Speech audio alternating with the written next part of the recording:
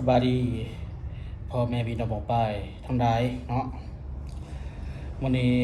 มากินกับเที่ยงกันพี่น้องกับเที่ยงวันนี้เที่ยงกับเที่ยงนี่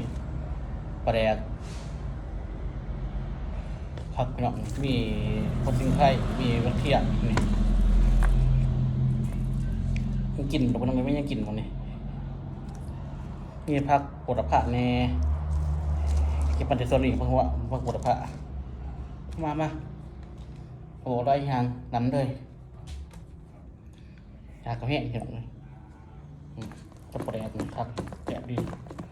นี่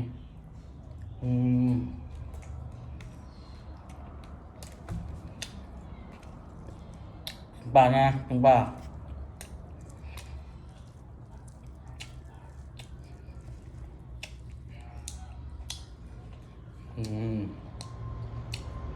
ครับ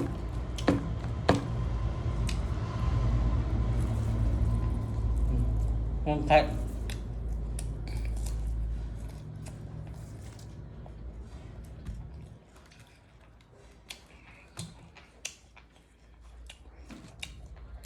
อะไรอ่ะ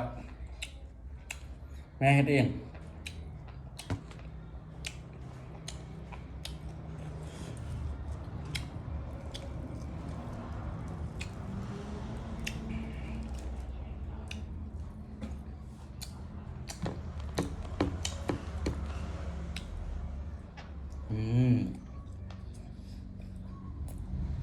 พัก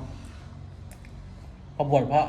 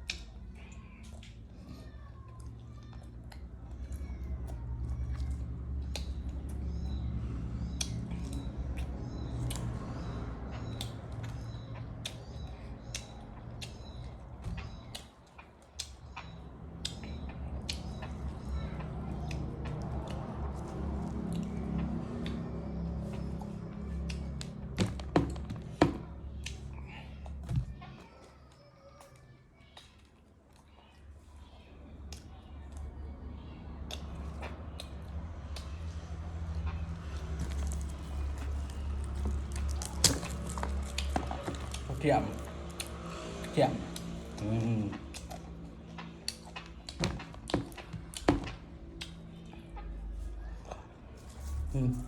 พัก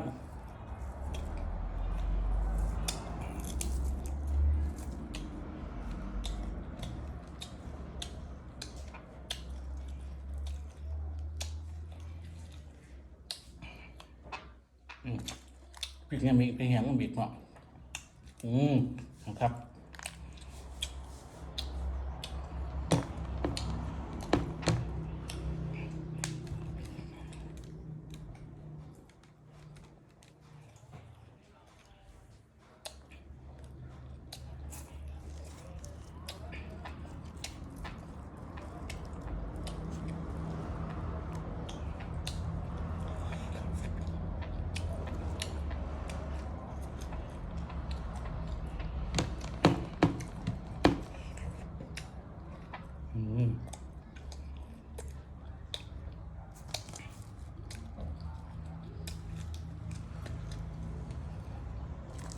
เทียมเ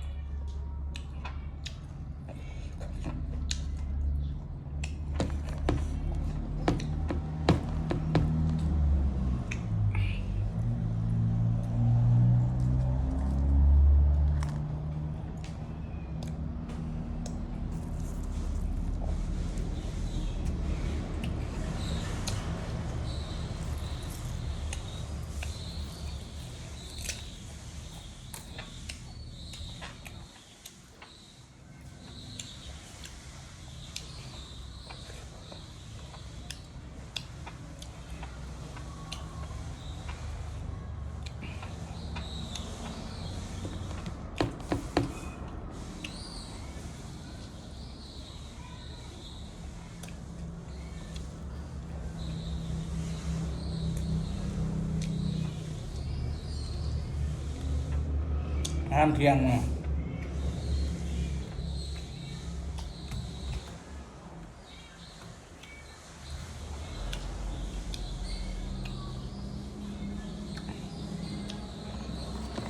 เป็นแห้ง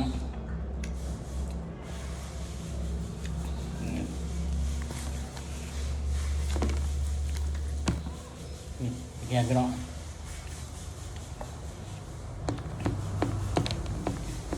ปลาแดดนี่ครับนี่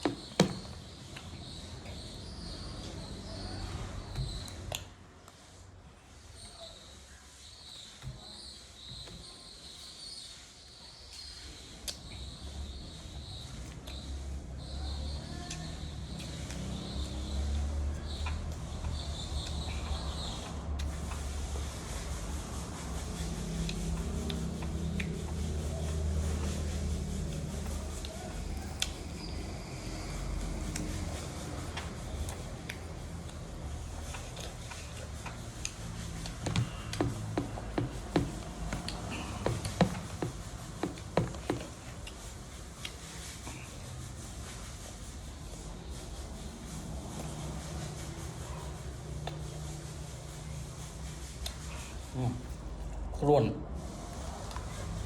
มันร่นหนัก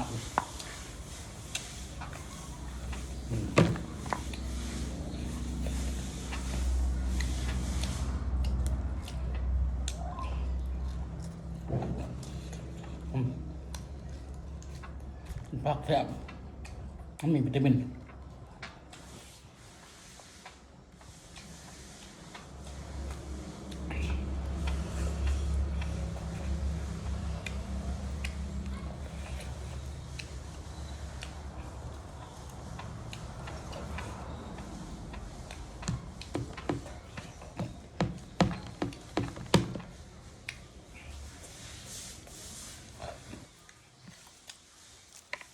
บุก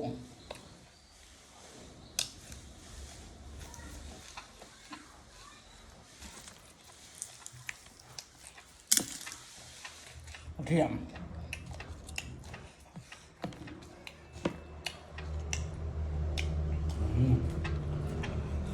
กระเทียมกินกำลังนัวดุกำลังวัวดุแต่